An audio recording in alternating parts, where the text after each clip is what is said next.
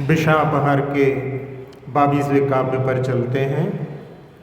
स्ववृद्धि निश्वास निमेष भाजिप प्रत्यक्षमात्मानुभवेऽपि मूढ़ः किंचाखिलज्जेय विवर्ति बोधस् स्वरूपमध्यक्षमवैति लोकः स्ववृद्धि निश्वास निमेष भाजिप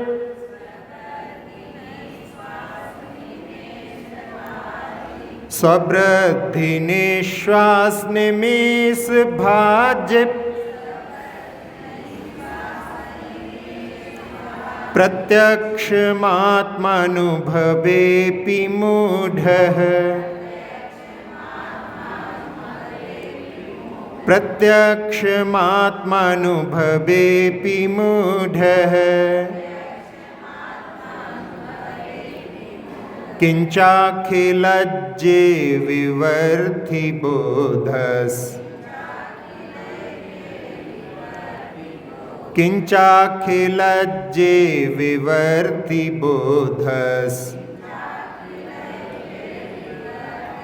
स्वरूपमध्यक्षमवैति लोकः स्वरूपमध्यक्षमवैति लोकः स्ववृद्धि निश्वास निमेष भाजिप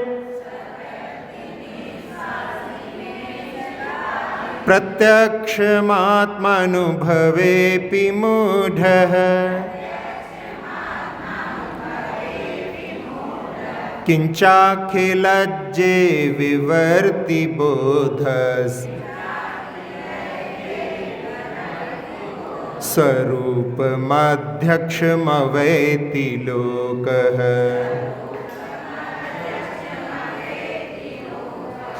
महाकवि धनंजय 22वें काव्य में अध्यात्म का दर्शन करा रहे हैं।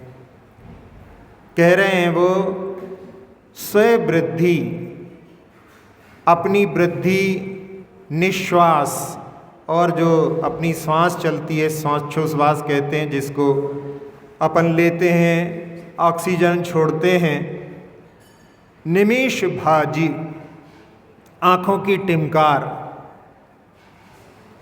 प्रत्यक्षम, ये सब चीज़ें प्रत्यक्ष हैं, फिर भी आत्मानुभवेऽपि मूढ़ः, फिर भी अपने आत्मा के अनुभव करने में, अपना अनुभव करने में मूढ़ हैं, मूर्ख हैं। किंचा अखिल गे विवर्ति बोध, और जिनको समस्त पदार्थों को जानने वाला ज्ञान ही जिनका स्वरूप है, ऐसे अध्यक्षम यानी अध्यात्म स्वरूप आपको किंचा अवेति, कैसे जान सकता है? जब अपने आप के अनुभव करने में भी जो मूर्ख है, मूढ़ है, वो भगवान के स्वरूप को, जिनका ज्ञान सबको विषय बनाने वाला है, उनको कैसे जान सकता है?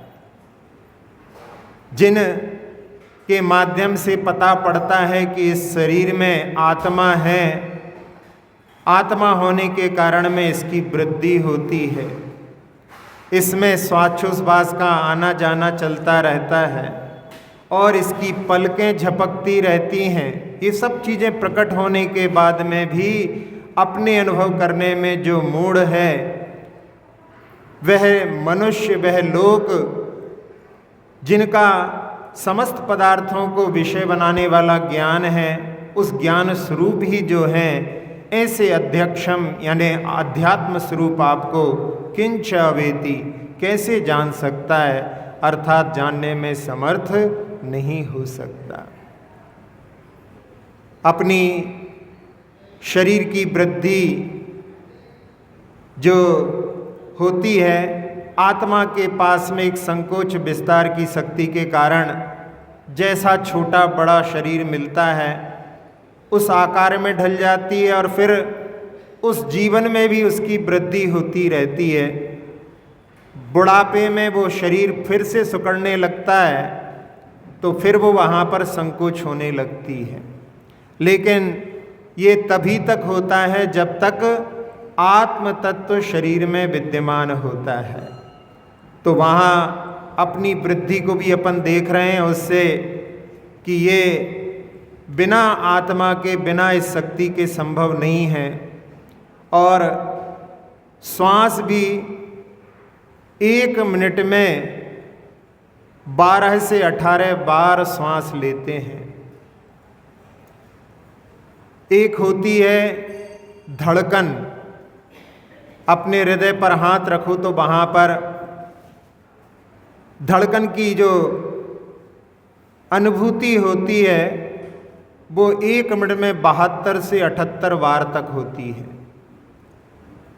तो इन श्वास को अपन ले रहे हैं, इसके माध्यम से दूसरे लोग भी, जब डॉक्टर देखता है, पल्स देखता है उस समय में,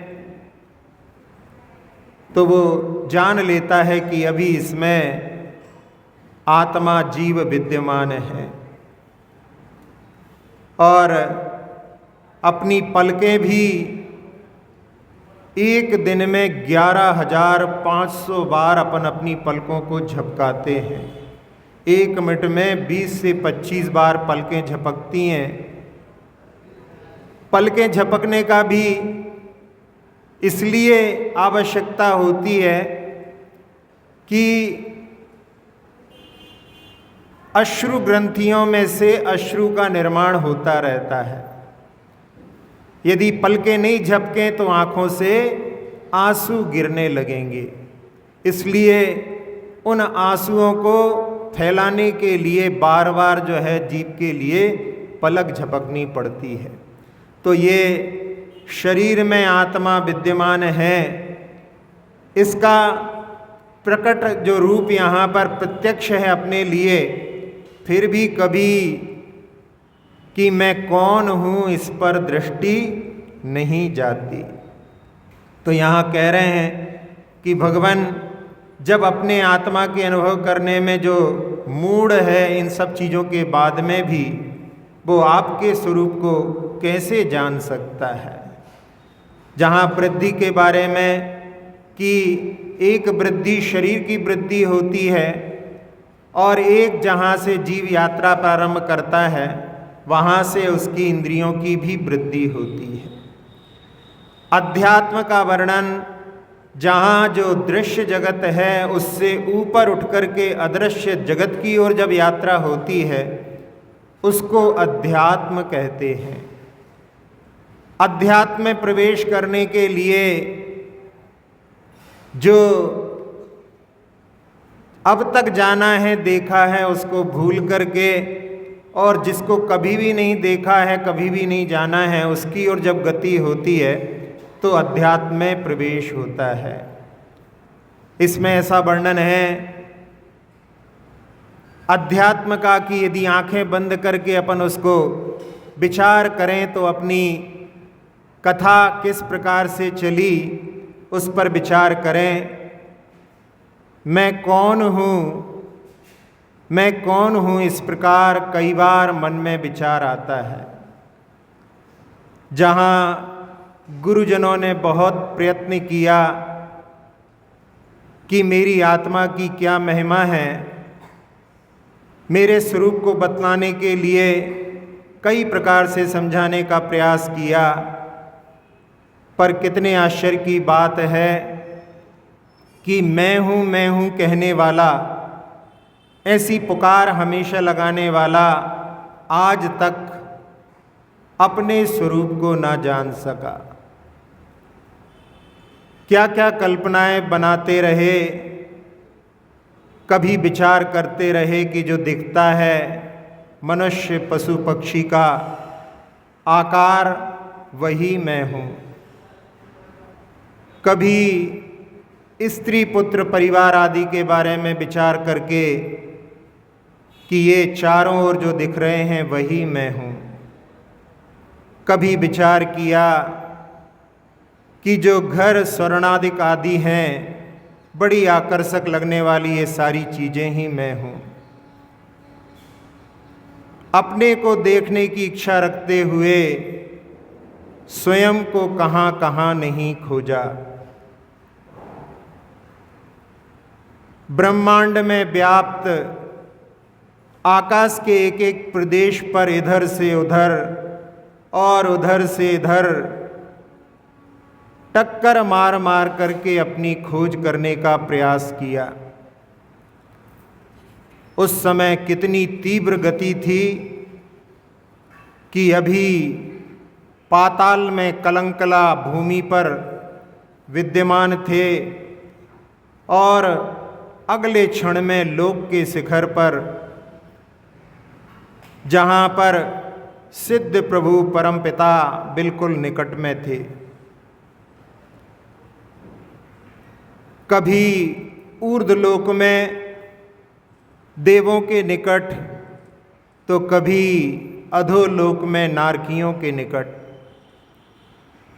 कभी एक पृथ्वी पर और अगले ही क्षण में असंख्यात पृथ्वियों को लांघ करके स्वयंभू रमण समुद्र के पास, कभी समुद्र में तो कभी आकाश में, कभी चलते फिरते मनुष्यों के शरीर में, कभी पशुओं के शरीर में और कभी वृक्षों आदि के शरीर में। कहाँ तक गिनाएं, एक भी प्रदेश आकाश का खाली नहीं छोड़ा जहाँ जाकर के मैंने अपने आप को नहीं खोजा हो। कितना व्यग्र थे उस समय इसकी खोज के पीछे कि आने और जाने, जीने और मरने, इसके सिवाय कुछ और चिंता ही नहीं थी। एक एक श्वास में 18 बार अपने चोले को बदल डाला। ना खाने की सुध थी, ना पीने की, ना किसी से बोलने की, ना पूछने की, ना सूंघने की, ना देखने की, ना सुनने की, ना विचारने की। बेहोश हो गए थे, जैसे थक थक करके चूर हो जाते हैं। छूकर जान सकते थे उस समय, लेकिन कहाँ था होश छूने का, बस इधर से उधर दौड़ने का, अथवा जीने और मरने के सिवा फुर्सत ही कहाँ थी। कई बार तो पूरी तरह से जन्म भी नहीं हो पाया था और मरण को प्राप्त हो गए। जब कभी पूरा जन्म भी हुआ तो उस समय में इतना छोटा शरीर था जो किसी को दिखाई ही नहीं पड़ता। बड़े बड़े माइक्रोस्कोप भी उसके लिए समर्थ ना थे। कभी पहाड़ों के बीच से निकल करके लोहे के बड़े बड़े खंडों को पार करके क्षण भर में इधर से उधर, उस समय में ज्ञानी लोग निगोद कहते थे, जो नी याने निश्चय से, गो याने स्थान क्षेत्र, द याने ददाती, अनंतानंत जीवों को जहाँ पर स्थान मिलता है वो निगोद कहलाता है। वही मेरा मूल स्थान था उस समय।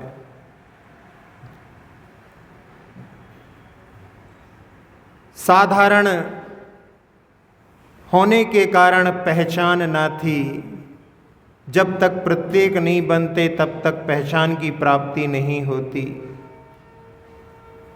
जब उस निगोद में अपनी खोज नहीं कर पाया तो वहाँ पर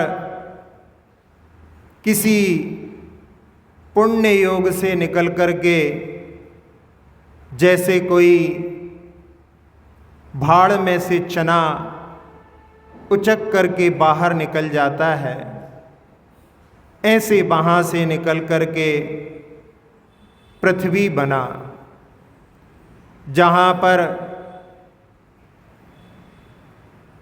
अति कठिन रूप को धारण करके 22,000 वर्ष तक जीवित रहा। कभी मृदु पृथ्वी बन करके 12,000 वर्ष तक जीवित रहा। जल को अपनी काया बना करके ऐसे स्थल पर रहा, किसी पहाड़ की गुफाओं में, जहाँ पर 7,000 वर्ष तक की आयु को प्राप्त किया। कभी वायु बन करके भी ऐसे स्थान पर रहा जहाँ से संचरण नहीं होता था। 3,000 वर्ष की आयु तक उस वायु को ही अपनी काया बना करके रहा। कभी अग्नि बन करके 3 दिन तक उस अग्नि को काया बना करके जीवित रहा। सदियों से इधर उधर इन एकेंद्री की पर्याय में भ्रमण करते करते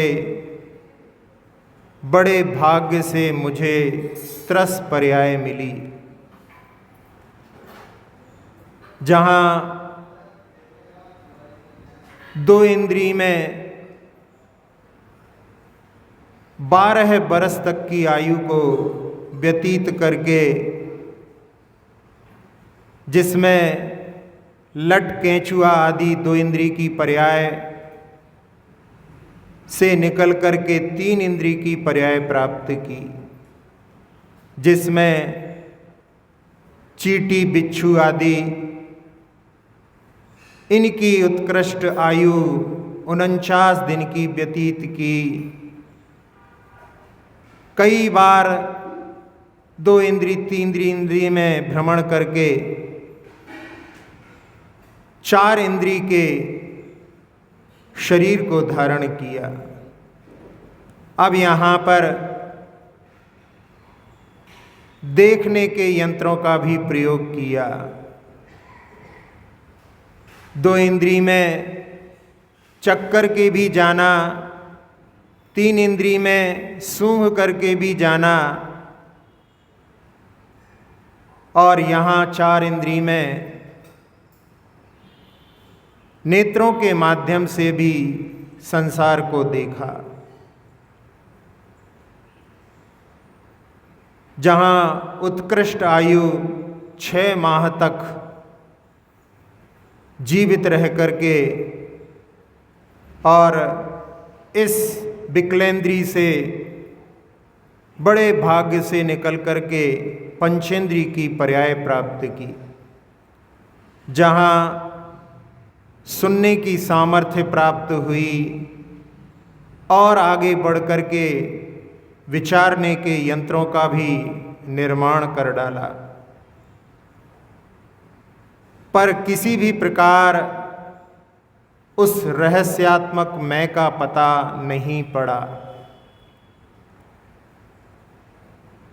क्या आकाश, क्या पृथ्वी और क्या जल, कहाँ कहाँ नहीं खोजा उस मैं को मैंने। अत्यंत दुख व पीड़ा की परवाह ना करते हुए उसकी खोज के लिए नारकी तक बना, पर इसका पता ना चला। तिर्यंच मनुष्य देवों की 84 लाख योनियों में भ्रमण करते करते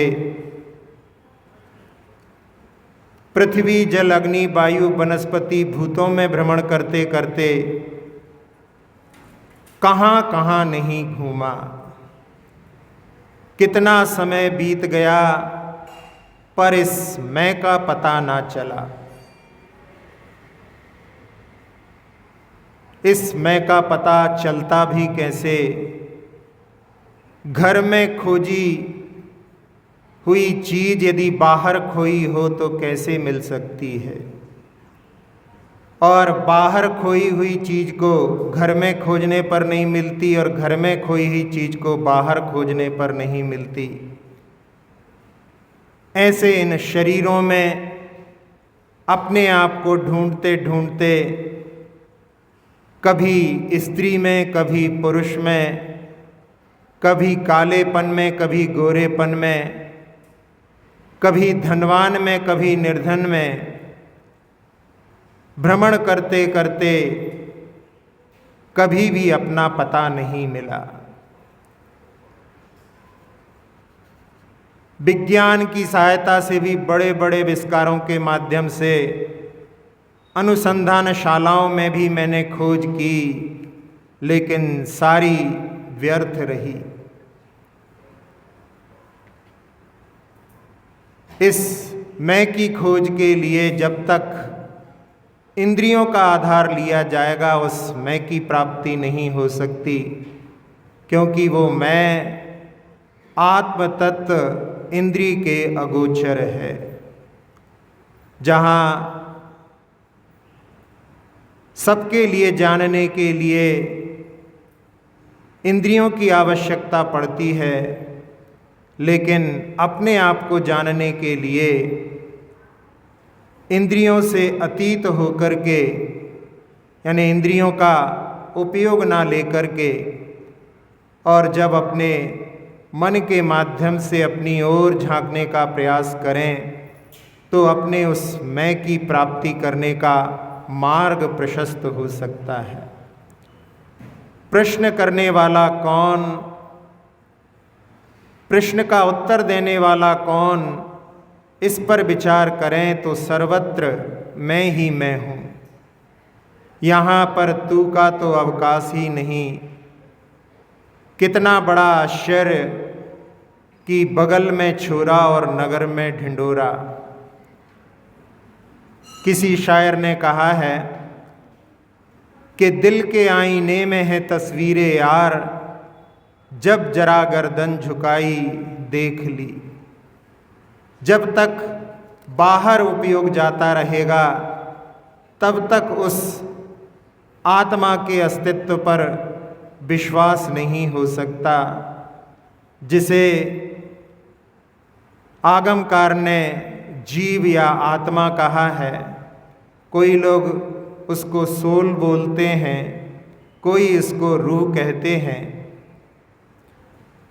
उस आत्म तत्व का जब एहसास आज तक नहीं किया, जहाँ इतने सारे प्रकट माध्यम उपलब्ध हैं जिनके माध्यम से शरीर की वृद्धि होती है, इंद्रिय की वृद्धि होती है। इतना बड़ा शरीर भी प्राप्त किया कि जो 30 हाथियों के बराबर ऐसी बड़ी व्हेल मछली होती है, जहाँ पलकों के माध्यम से भी इसमें आत्मा है लेकिन कभी दृष्टि नहीं गई, श्वास के माध्यम से भी कभी आत्म तत्व के अस्तित्व के बारे में विचार नहीं किया। तो यहाँ कवि महोदय कह रहे हैं कि जिसने अपने कभी आत्म तत्व का दर्शन नहीं किया वो परमात्मा का दर्शन कैसे कर सकता है। जहाँ जिनके पास में सारे ज्ञेयों को अपना विषय बनाने का सामर्थ्य है, ऐसे अध्यात्म स्वरूप आपको जानने में कैसे समर्थ हो सकता है। तो इस काव्य के माध्यम से अपने आत्म तत्व की ओर दृष्टि डालने का पुरुषार्थ जो है प्रत्येक प्राणी के लिए करना चाहिए। इस काव्य का पुनः उच्चारण करेंगे। स्वृद्धि निश्वास निमेष भाज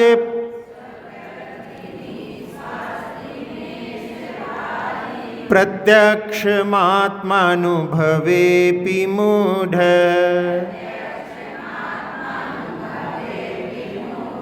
किंचाखिलज्जे विवर्ति बोधस् स्वरूपमध्यक्षमवैति लोकः।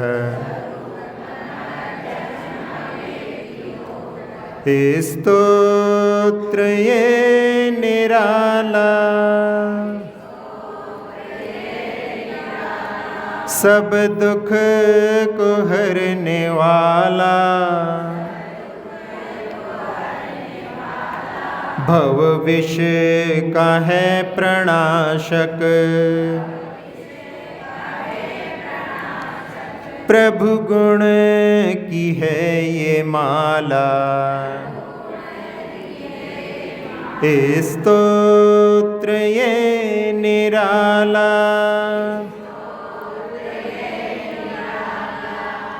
तन वृद्धि श्वास पलकों की जानता है फड़कन, अनुभूति पर न निज की, कैसे वो जानेगा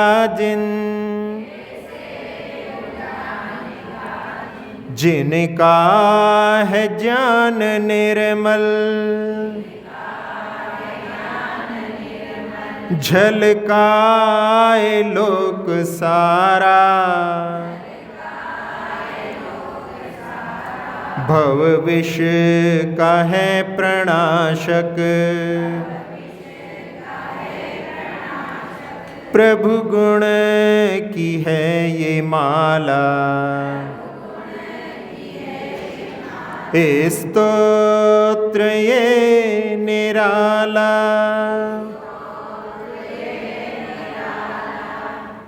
अक्षर पद मात्रा से दूषित वचन अगर ममहीन रहे, और प्रमाद कषाय के वश में सम्यक अर्थ विलीन किए, जिन वाणी माता मेरी उन सब त्रुटियों को क्षमा करे, दें आशीष शीघ्र हम सबको केवल लब्धि रमा मिले, प्राप्त हमें हो बोधि समाधि परिणामों की शुद्धि हो, निज आत्म उपलब्ध हमें हो, शाश्वत सुख की सिद्धि हो। चिंतित वस्तु दात्री माता, चिंतामणि उपमा भाती, करूं वंदना पूर्ण विनय से, चरण रखूं मैं ये पाती, कर जिन वाणी स्तुति, तन की ममता टार, महामंत्र का जाप अब सभी जपे नव बार,